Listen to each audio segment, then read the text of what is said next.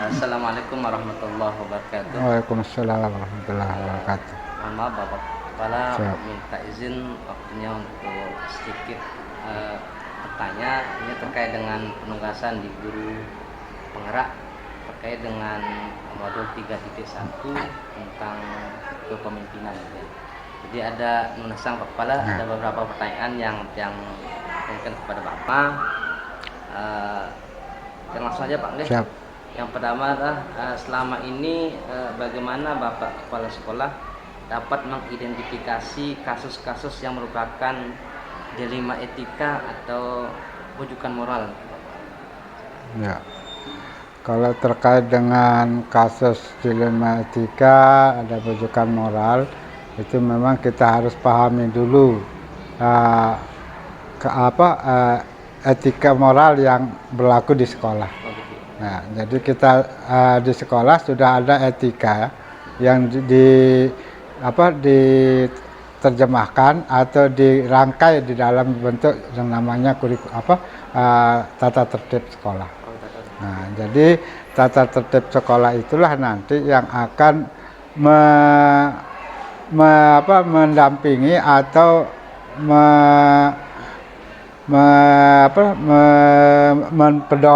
dipedomani oleh siswa, dan kalau memang itu terjadi permasalahan nanti, maka barulah kita akan mengambil atau kita tingkatkan menjadi kasus.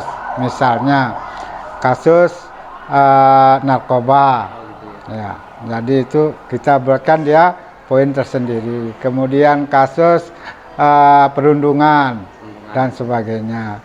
Demikian juga dengan tata tertib yang lain atau etika-etika lain, termasuk dalam hal pakaian, kemudian etika berbicara, etika masuk ke dalam sekolah, ke dalam kelas, dan seterusnya. Oke, terima kasih. Untuk pertanyaan kedua nih Bapak Kepala, dalam menjalankan pengambilan keputusan kan tentu ada kasus-kasus yang terkadang ada dua kepentingan yang sama-sama benar gitu, atau mungkin sama-sama mengandung nilai kebajikan gitu ya. Bagaimana Bapak bisa menjalankan keputusan itu? Untuk memberikan satu keputusan, tentu kita tidak bisa mengambil dari satu pihak. Nah, di dalam sekolah kita ini yang kebetulan sekolah penggerak, tentu kesepakatan itu didominasi oleh kolektif kolegial. Jadi semua yang berkepentingan dalam kasus itu kita libatkan. Misalnya mulai dari wali kelas. Nah, kenapa wali kelas? Karena dialah yang lebih tahu lebih awal tentang permasalahan atau kasus yang dihadapi oleh siswa yang bersangkutan.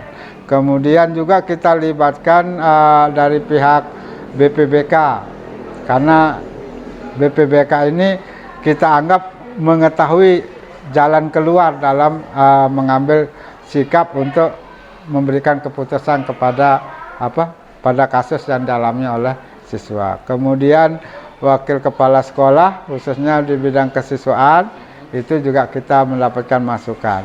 Termasuk juga yang tidak kalah pentingnya adalah masukan daripada Bapak Ibu guru, terutama yang mengajar di bidang-bidang tertentu seperti agama dan sebagainya. Jadi mereka inilah nanti yang kita mintakan pendapatnya, kemudian nanti setelah itu barulah kami mengambil kebijakan atau keputusan dalam untuk memberikan bentuk daripada kebijakan yang akan diberikan kepada yang bersangkutan. Berarti itu agak masuk langkah-langkah prosedurnya. Ya, termasuk juga ini adalah prosedurnya. Oke, kemudian pertanyaan selanjutnya itu Bapak Kepala tentang hal apa saja yang selama ini Bapak Kepala Sekolah anggap efektif dalam pengambilan keputusan pada kasus-kasus dilema etika, yang artinya anggap efektif mungkin. Ya, kalau yang kami anggap efektif itu memang peran wali kelas ini itu sangat penting ya. Karena bagaimanapun wali kelas ini adalah orang tua kedua daripada peserta didik di sekolah.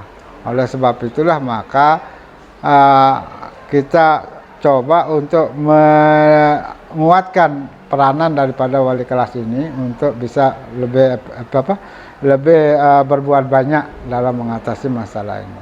Di samping itu tentu juga tidak bisa kita lepaskan daripada peran daripada Bapak Ibu guru dan guru BPPK.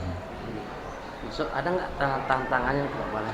Tantangannya kadang-kadang namanya siswa kadang-kadang sering lupa dia dalam melaksanakan kebijakan itu kan step by step. Ada ada prosedur yang harus ditindaklanjuti. Misalnya ada tindakan awal buat peringatan dan sebagainya itu. Dan kadang-kadang ini namanya siswa kadang-kadang lupa dengan apa yang sudah menjadi MOU-nya. Kemudian yang jadi masalah juga adalah kalau orang tua siswa tidak paham tentang sekolah, tentang pendidikan. Bukannya dia bersama-sama sekolah untuk mendidik anak kita itu menjadi anak yang sesuai dengan harapan, tetapi justru ada pembiaran. Ada pembiaran dari wali murid, dan ini tentunya nanti perlu ditekankan peranan daripada humas untuk pendekatan kepada wali muridnya. Maaf Pak Kepala, kalau ada kasus-kasus seperti yang Bapak sampaikan tadi, biasanya diselesaikan di tempat atau milih waktu yang tepat gitu? Ya, ada kasus yang bisa diselesaikan di tempat, kita selesaikan di tempat. Misalnya kalau dia sekedar katakanlah dia melanggar etika, tidak memasukkan baju atau tidak memberikan hormat atau salaman dengan guru atau melanggar tata tertib ringan yang bisa diselesaikan pada saat itu, kita selesaikan. Tetapi ada juga kasus-kasus yang memang perlu proses, ya, termasuk juga proses dalam mendatangkan wali murid supaya kita bisa sama-sama untuk membina anak kita untuk keluar dari kasus itu. Selanjutnya, mohon maaf Kepala, ini yang kedua terakhir ini terkait dengan ada nggak yang kira-kira mempermudah Bapak dalam pengambilan keputusan ini? Sebenarnya kalau kami sekarang kan sudah punya tim, ya, dengan sekolah penggerak ini. Jadi pola yang kami laksanakan di sekolah itu adalah bagaimana caranya semua komponen sekolah itu bisa berkolaborasi, tidak harus berpedoman pada 1-2 orang. Nah, jadi artinya siapapun yang menemukan kesalahan itu dan bisa menyelesaikan, kita persilahkan. Tetapi kalau dia memang mengalami kesulitan, nah tentu ini nanti perlu dukungan dari pihak lain atau guru lain. Oke, mungkin itu saja Pak Kepala. Oke. Terima kasih atas waktunya Pak Kepala telah berbagi tentang bagaimana memimpin sebuah lembaga pendidikan sebesar Sektor Masyarakat. Sekali lagi terima kasih Pak Kepala. Terima kasih, sama-sama. Assalamualaikum warahmatullahi wabarakatuh. Waalaikumsalam.